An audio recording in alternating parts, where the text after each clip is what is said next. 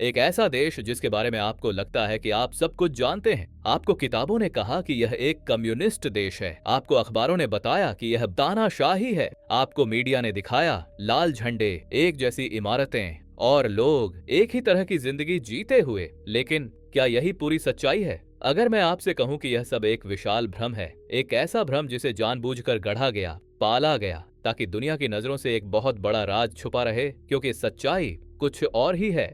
यह देश आज दुनिया का सबसे बड़ा पूंजीवादी शक्ति केंद्र बन चुका है। यहाँ अरबपति ऐसे पैदा होते हैं जैसे फैक्ट्रियों में मोबाइल फोन। यहाँ का शेयर बाजार इतना विशाल है कि वॉल स्ट्रीट तक पसीना बहा दे। यहाँ की निजी कंपनियां पूरी दुनिया की दिशा बदल रही हैं। तो फिर झूठ क्या है और सच क्या? सच यह है कि इस देश ने पश्चिम के सबसे पवित्र आर्थिक नियमों को तोड़ दिया। इसने साबित कर दिया कि आप बिना लोकतंत्र के भी अमीर बन सकते हैं। इसने दिखा दिया कि इनोवेशन के लिए हमेशा आजादी नहीं, कभी कभी सरकारी दबाव ज्यादा असरदार होता है। और इसने यह भी साबित कर दिया कि पूंजीवाद को कैद करके भी उससे काम लिया जा सकता है। यह देश पश्चिमी दुनिया के लिए एक जीवित पहेली है, एक खतरनाक सफलता की कहानी, एक ऐसा मॉडल जो विकास, स्वतंत्रता और शक्ति को लेकर हमारी हर सीख को चुनौती देता है। यह देश है चीन, लेकिन वह चीन नहीं जिसे आप समझते हैं। एक हाइब्रिड सिस्टम, एक आर्थिक विरोधाभास। आज हम इसी पर्दे के पीछे झांकेंगे। हम उन 5 झूठे सिद्धांतों को उजागर करेंगे जिन्हें चीन ने पूरी तरह ध्वस्त कर दिया, और देखेंगे कि कैसे उसने पूंजीवाद की दुनिया की सोच को ही हिला दिया। चेतावनी, अगर आपको लगता है कि आप वैश्विक अर्थव्यवस्था को समझते हैं,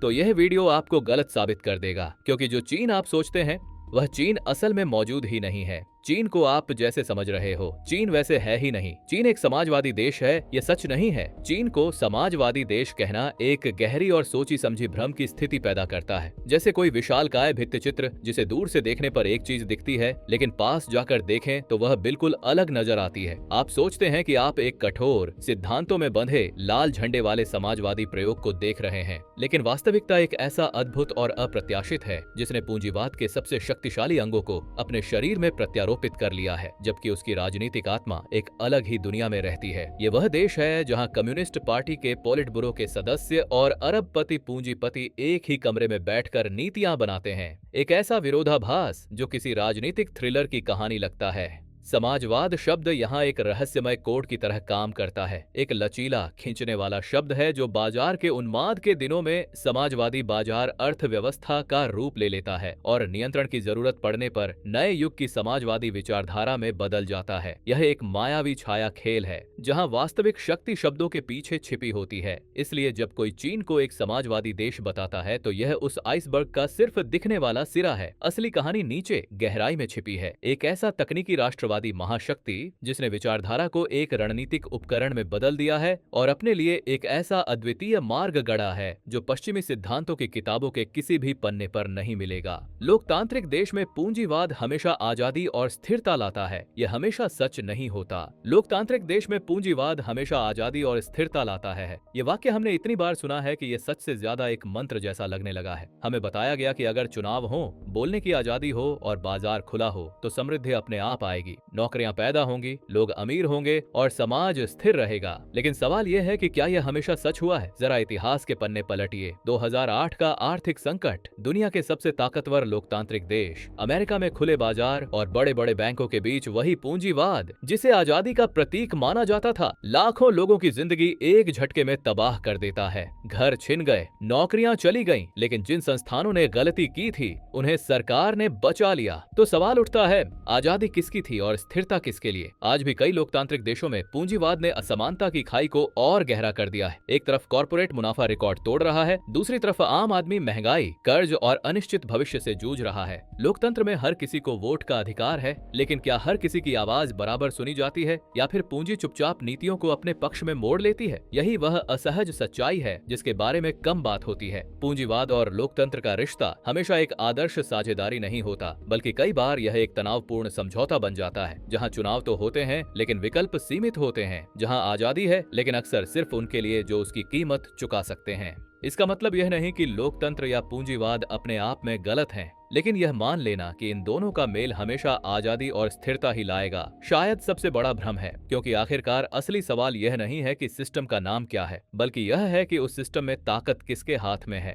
बचपन में हमें एक सीधा सा सबक मिलता है, नकल करना बुरी बात है। छुपकर नोट्स देखना, किसी और की कॉपी से उत्तर लिखना, ये सब बेईमानी माना जाता है। यही नैतिकता हमें सिखाती है कि असली महानता मौलिकता में है। लेकिन क्या हो अगर मैं आपसे कहूं कि दुनिया की सबसे बड़ी आर्थिक सफलता की कहानी की शुरुआत ही एक विशाल, सुनियोजित और बेहद शातिर नकल से हुई थी। और यह नकल कोई छोटी मोटी चाल नहीं, बल्कि इतिहास के सबसे साहसिक जासूसी और रिवर्स इंजीनियरिंग ऑपरेशनों में से एक थी। 1970 और 80 के दशक का चीन एक तरह से खंडहर था, और तभी उसने एक मास्टर प्लान बनाया, इनोवेशन का नहीं बल्कि सीखने, चुराने और अपना भविष्य अपने आप लिखने के लिए। चीनी छात्रों को दुनिया भर की प्रयोगशालाओं में भेजा गया, विदेशी कंपनियों को लुभाया गया कि वे चीन में कारखाने लगाएं, लेकिन एक शर्त के साथ, तकनीक साझा करो। हर विदेशी उत्पाद, हर मशीन और हर ब्लूप्रिंट एक पाठ्य पुस्तक बन गया। ये साधारण नकल नहीं थी, बल्कि पूरे राष्ट्र का एक इंटर्नशिप प्रोग्राम था, जहां पूरी दुनिया उनका अदृश्य शिक्षक बन गई। लेकिन यहीं से कहानी ने एक रोमांचक मोड़ लिया। चीन केवल नकल पर नहीं रुका, उसने एक खतरनाक खेल खेला। सीखो, सुधारो और आगे निकल जाओ। जापानी बुलेट ट्रेन की नकल की, फिर उसे और तेज और सस्ता बना दिया। अमेरिकी सर्च इंजन से सीखा, फिर उसे मोबाइल पेमेंट और सोशल मीडिया से जोड़कर एक विशालकाय प्लेटफॉर्म खड़ा कर दिया। नकल को उन्होंने एक रणनीतिक हथियार में बदल दिया, और यही वह पल था जब एक नैतिक पाप एक राष्ट्रीय सुपर पावर बन गया। आज चीन उन खिलौनों और फोनों से बहुत आगे निकल चुका है जिनकी वह कभी नकल करता था। वह 5G में दुनिया का नेता है, उसकी हाई स्पीड रेल वैश्विक मानक तय कर रही है, और उसके ड्रोन हर आसमान में दिखते हैं। चीन ने साबित कर दिया कि नकल अंत नहीं बल्कि एक शुरुआत हो सकती है, एक ऐसी सीढ़ी जिस पर चढ़कर आप शिखर तक पहुंचते हैं और फिर उस सीढ़ी को तोड़कर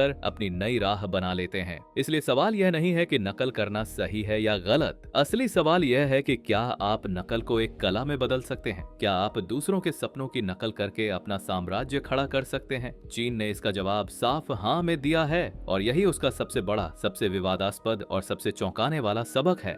हमें यह लगता है कि बाजार को आजाद और खुला छोड़ने से इनोवेशन और विकास बढ़ता है, लेकिन इसमें पूरी सच्चाई नहीं है। आजाद बाजार स्वतः ही इनोवेशन और विकास लाता है। एक ऐसी बात है जिसे बार बार दोहराए जाने से सत्य मान लिया गया है, जबकि इतिहास और वर्तमान दोनों इसके विपरीत संकेत देते हैं। बाजार जैसे शेयर मार्केट या निवेशक आमतौर पर जल्दी होने वाले मुनाफे को ज्यादा महत्व देते हैं। इसके विपरीत फंडामेंटल क्रांतिकारी इनोवेशन को सफल होने में लंबा समय लगता है, इसमें जोखिम ज्यादा होता है और इसके लिए बहुत बड़े निवेश की जरूरत पड़ती है। इसी कारण 20वीं सदी की सबसे बड़ी तकनीकी छलांगे जैसे इंटरनेट, जीपीएस अमेरिकी सेना की प्रोजेक्ट से और टच स्क्रीन मुक्त बाजार से नहीं बल्कि सरकारी निवेश और सार्वजनिक अनुसंधान से निकली, जिन्हें बाद में बाजार ने व्यावसायिक रूप दिया। इसके अलावा अनइंटरप्टेड बाजार अक्सर मोनोपोली को जन्म देते हैं, जहां प्रभुत्वशाली कंपनियां इनोवेशन की गति को अपने लाभ के अनुसार नियंत्रित करती हैं, जैसा कि टेलीकॉम, सॉफ्टवेयर और फार्मा उद्योगों में देखा गया है। इसका सबसे प्रासंगिक उदाहरण आधुनिक चीन है, जहां तेज आर्थिक और तकनीकी प्रगति आजाद बाजार से नहीं बल्कि रणनीतिक औद्योगिक नीति से आई। चीन ने मेड इन चाइना 2025 जैसी योजनाओं के तहत एआई, 5G और इलेक्ट्रिक वाहन जैसे क्षेत्रों को फोकस कर भारी सब्सिडी, निवेश और संरक्षण प्रदान किया, जिससे हुआवेई, बाइडू और हाई स्पीड रेल जैसी सफलताएं संभव हुईं। अंत में बाजार नवाचार का एक महत्वपूर्ण साधन हो सकता है, लेकिन जटिल और लॉन्ग टर्म इनोवेशन के लिए वह अकेला पर्याप्त नहीं। वास्तविक प्रगति बाजार की शक्ति और राज्य की दूरदर्शिता के संतुलित सामंजस्य से ही संभव होती है, न कि किसी एक की ऑटोक्रेसी से।